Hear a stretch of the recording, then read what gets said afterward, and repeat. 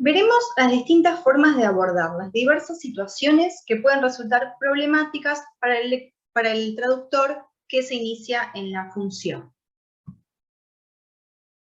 Como por ejemplo,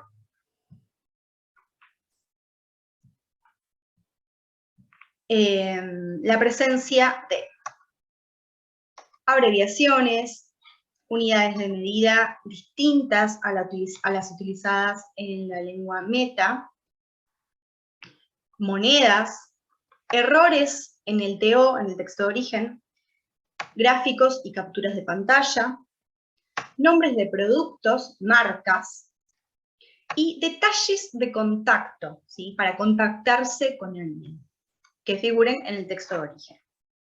Quiero aclarar que no hay una estrategia de traducción específica que tenga que usarse en cada caso, sino que depende del contexto, depende del encargo, del lector meta y de otros factores. Lo ideal sería que el cliente especifique qué debe hacerse ante determinada situación mediante el encargo de traducción. Si el cliente lo especifica, no hay vuelta que darle, seguimos su instrucción. Ahora, si no lo indica, y por X motivo no podemos preguntarle, debemos usar el sentido común. Veamos algunos ejemplos. ¿Qué ocurre con las abreviaciones? Que comprenden las abreviaturas, las siglas, los símbolos, los acrónimos.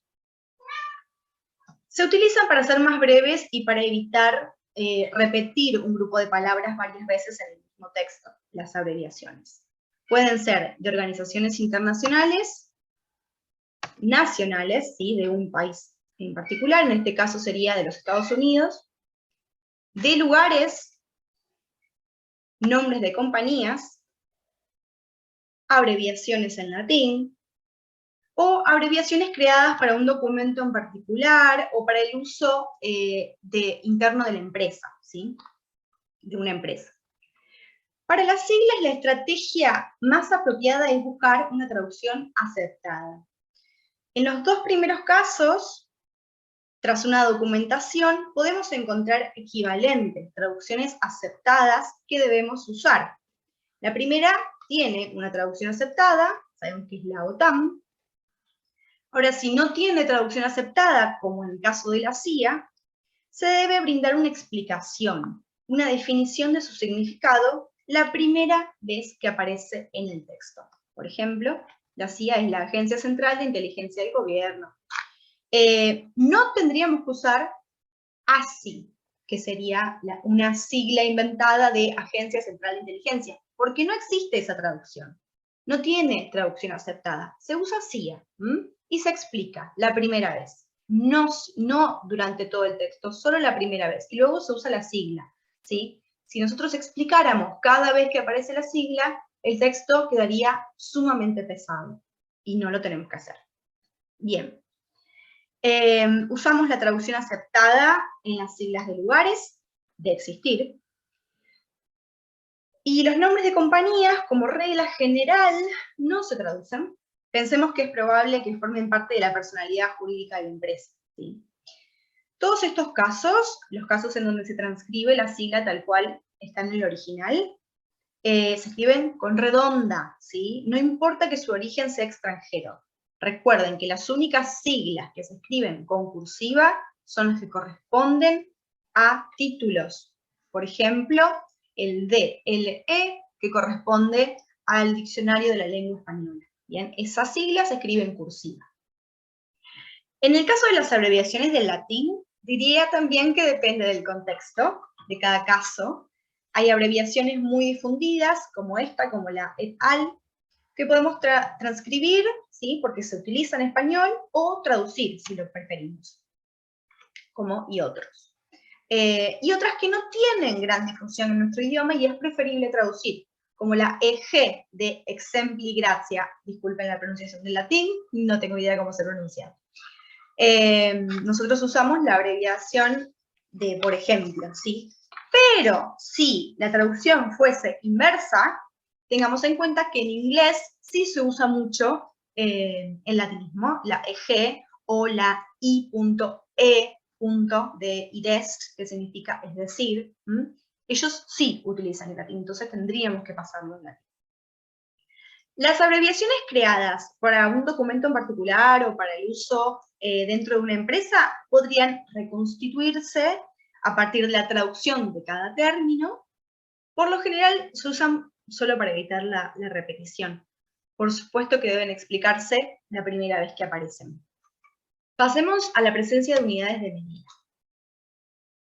Vamos a transcribir el TO en los casos en donde se usa el Sistema Internacional de Unidades, el SI, que es el mismo que usamos nosotros, ¿sí? Entonces ahí transcribimos, no hay ningún problema. ¿Convertimos? Bueno, el sentido común nos indica que debemos usar las unidades de medida que emplea la audiencia meta. Acá vemos un ejemplo de Fahrenheit a Celsius. Pero debemos estar atentos al contexto específico. Y hago esta aclaración porque, por ejemplo, creemos que en la Argentina usamos el sistema métrico, de hecho lo hacemos, es el que mayormente se usa, y sin embargo, al ir a la ferretería, ¿con qué medida pedimos un tornillo? En pulgadas, ¿sí? Por eso, ojo, situémonos en contexto. En el caso de que debamos realizar una conversión, esta debe hacerse con cuidado, puesto que, dependiendo siempre del contexto, se van a cansar de oírlo, 1 mililitro, por ejemplo, de diferencia, puede llegar a ser hasta peligroso si el contexto es la administración de un medicamento, ¿sí? Ahí la precisión es fundamental. En textos más generales podríamos redondear cifras, pero siempre hay que ver cada caso. Usen el sentido común. Cuidado con el contexto en donde se usen medidas parecidas al del Sistema Internacional de Unidades. 80 m en un texto de los Estados Unidos puede que signifique 80 millas en lugar de 80 metros, ¿sí? Siempre hay que verificar, porque el símbolo para la milla en realidad es MI minúscula, pero a veces se utiliza la M, entonces siempre verificar, ¿bien? Para no caer en un error de sentido. Otra estrategia es la combinación. Si la comprensión del lector se ve perjudicada si dejásemos la unidad de medida del TO, podemos transcribirla seguida de una conversión equivalente entre paréntesis, como en el ejemplo que vemos ahí. Sabemos que se utilizan los nudos como unidad de velocidad para la navegación. ¿Sí? Ahí tenemos 480 nudos, bueno, nodes en este caso. Pero si el texto no es especializado, tranquilamente podríamos agregar la conversión entre paréntesis para facilitarle la comprensión al lector meta. Siempre que el cliente esté de acuerdo, claro está. En cuanto a las monedas, bueno, en el caso anterior serían 889 kilómetros por hora, ¿sí? Pero dejamos el original también. En cuanto a las monedas, ocurre algo similar. Los teóricos dicen que lo más común es transcribir la moneda del original, sobre todo si la audiencia meta tiene noción del valor de la moneda del original. Ahora, si la cifra exacta no es importante y el texto no es especializado, tras consultar con el cliente, podríamos convertir a la moneda de la audiencia meta para facilitar la comprensión del lector. Otra opción es la combinación de la cifra original y un equivalente aproximado, entre paréntesis, de la moneda del lector meta. En nuestro caso, en la Argentina, no tendría mucho sentido hacer esto. Por ejemplo, realizar la conversión de dólares a pesos argentinos, dada la inestabilidad de nuestra moneda. La conversión que realicemos hoy ya no va a ser exacta mañana, ¿sí? Pero bueno, es menester conocer cuál es la preferencia del cliente y en base a eso decidir. Tengan cuidado con este símbolo, con este, porque se usa para diversas monedas, se usa para los diversos pesos existentes en América, el peso chileno, el peso argentino, para los dólares australianos, para los dólares estadounidenses, para los dólares canadienses, ¿sí? Se usa siempre el mismo símbolo, entonces cuidado con eso, hay que ver a qué hace referencia ese símbolo. Acá se especificó el dólar, ¿sí? Para que no haya confusión, para que no haya ambigüedad. Bien. Presten atención al contexto y origen del texto, ¿sí? Para descubrir a qué hace referencia ese símbolo. En textos más técnicos o especializados, se usan los símbolos ISO, ¿sí? Para evitar ambigüedades. Ahí tenemos un ejemplo. En América va antepuesto a la cifra. En España, opuesto. Bien. ¿Qué hacer si el TO contiene errores? Nuevamente depende, ¿sí? Depende del error y de nuestro conocimiento en la materia. Si son errores de tipo ortográficos o de cohesión, simplemente traducimos sin errores. Si nos damos cuenta del error, traducimos sin errores. No vamos a reflejar el mismo error en nuestro TM. Ahora, si son errores que afectan el sentido, deberíamos consultar al cliente para que nos clarifique, ¿bien? A veces, en textos muy especializados, podemos o no notar esos errores y menos estar en condiciones de corregirlos.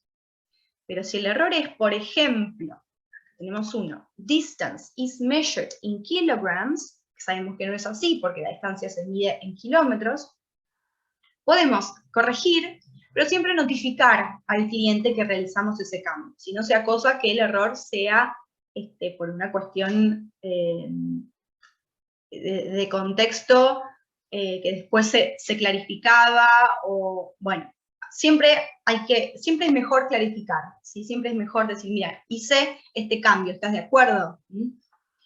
Bien, si detectamos un error más grave, el responsable de resolver errores y responder las preguntas que pueda tener el traductor es el cliente. ¿Bien? No es nuestra culpa que el TO tenga errores. Si el traductor detecta lo que podría llegar a ser un error grave, como es el del ejemplo, debe notificarlo para ver qué camino tomar, ¿sí? Quizás nosotros creamos que es un error y en realidad no lo es. Entonces, ante la duda, preguntar. Bien. Veamos los gráficos con texto incrustado. A veces debemos editar una imagen, porque contiene texto adentro, texto de la lengua de origen, ¿sí? Que el lector meta no va a entender.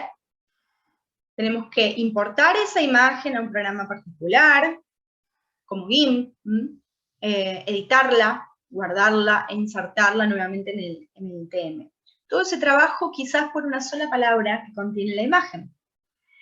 Estrictamente hablando, no es trabajo del traductor realizar la edición de imágenes, pero sí es un servicio que podemos ofrecer si sabemos hacerlo. ¿Bien? Ojo, porque no todas las imágenes deben ser editadas. Pensemos en la captura de pantalla del visor de una máquina que no se tradujo en la máquina en sí. Vemos una imagen de un visor en un manual de instrucciones, pero en la máquina, en la realidad, el visor sigue estando en la lengua de origen. Bien. Si nosotros editáramos la imagen en el manual de la máquina, el usuario, que esté leyendo la traducción del manual, se va a encontrar con pantallas distintas en el manual y en la realidad, ¿sí? En ese caso, para evitar esto, lo más sensato es dejar la imagen tal cual está, sin edición, en idioma fuente, pero agregar referencias en el manual sobre qué significa cada palabra. ¿Para qué? Para que el usuario pueda entender esa pantalla, ese visor, siguiendo las referencias que le damos, ¿sí? Lo estamos ayudando de alguna forma a que entienda. De más está decir que cada caso es particular, ¿sí? El cliente nos dirá si la imagen debe editarse o no, si la imagen fue traducida en la realidad, en la pantalla real o no.